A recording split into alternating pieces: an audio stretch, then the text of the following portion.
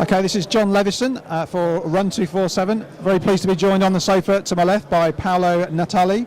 Paolo was the winner this morning in the 10k run here at the Run Show. So firstly, congratulations on that, Paolo. Well done on the win, and just tell us a little bit before we start to find out a bit more about you, about your race this morning and how things panned out for you. Okay, well, I mean, I'm mostly a marathon runner, so this is a sort of training race. These are training races for me. I often do these kind of things on Sundays and weekends to sharpen the speed, yep, so to say. This morning was a good morning after 4 or 5 days of rain. Finally, the sunshine and a good course, a good race. Yeah. So tell us a little bit about the course. Is it a flat course or twisty up and down, or just tell us a bit? I don't know what I should say, but it definitely is not a flat course, and there's many twists and turns. Yeah. It's interesting and it's a nice course, I think. There was a massive puddle at some point, so it was more of a camel trophy. Yeah. But it was good. I felt good. Yeah. So almost a bit of swimming as you went round then. There was a triathlon component, you know. Yeah. Yeah. So let's find out a little bit more about you. You live in London. Obviously, we can tell by your accent. There's a bit of an Italian background there. So indeed, just give us a little insight into Paolo. Okay. Yeah. Well, I live and work in London, and I'm half Italian, as the name suggests. I've been in London over the last 4 or 5 years, and I'm a marathon runner. So yeah, I've been in the local running scene for a bit. Yeah. And am I right thinking you're not actually running for a club at the moment, or are you linked up with a club at all? I run for an Italian club called Atletica Firenze Marathon, which is from Florence. Yeah. Which is sort of my hometown. It's not really. My hometown is called Bologna. It's not that far. But I've been running for that club for forever and very attached to them. Yeah. And so what's up for you next in terms of marathon running? You said that's your main aim and main objective, and these shorter races are training for that. So what's the big target?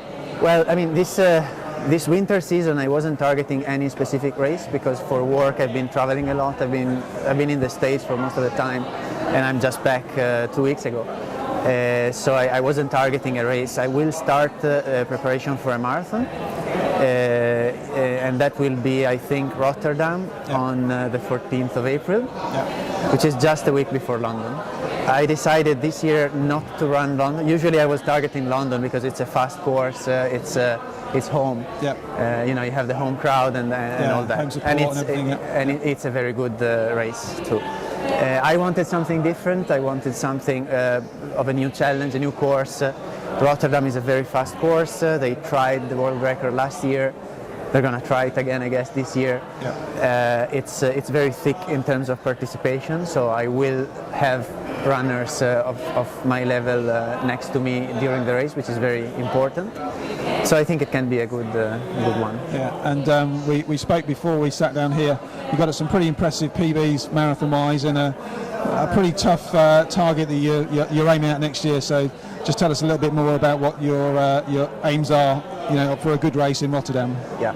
Well, my PB on the marathon is 2:19:53, which means just sub 2:20. Sub 2:20. Excellent. Yeah, fantastic. I think next time I will. Of course, the first goal is to run another PB, and running in the region of 2:17, 2:18 would be a good target, I think. Yeah. And obviously, most runners leading up to a big event like a marathon will maybe target a half marathon or maybe a 20-mile race or something along those lines as a real key target race. Have you got anything lined up, maybe a half marathon or whatever in the month or a couple of months before?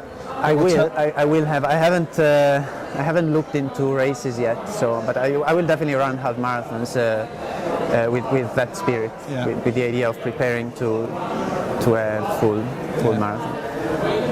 And training-wise, we obviously know marathon is a long way. To be able to run 2:18, 2:19, lots of miles. Just give us an insight into for you, what's your normal sort of weekly training in terms of hours Yes. or miles or kilometres? Well, my preparation goes in cycles, you know, I think as everyone. So I do about 4 weeks cycles of 3 weeks heavy load and 1 week off, followed maybe by a race. Yep. The heavy load tends to be in the region of 110 miles a week. And I think, yeah, that's. I mean, I'm not a big mileage guy.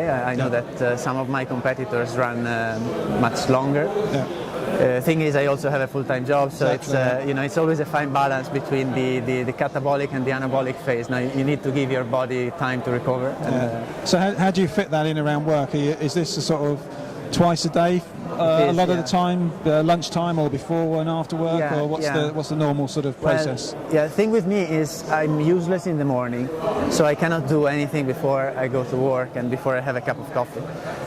So I do my main session usually at lunchtime, and then I do an easier one after work, which can be maybe the gym session or even just an easy run to recover from the lunchtime session. Yeah. That's pretty much how it works. I try to double every weekday, then maybe I keep it easier on the weekend. Yeah. Good. Well, firstly, well done today.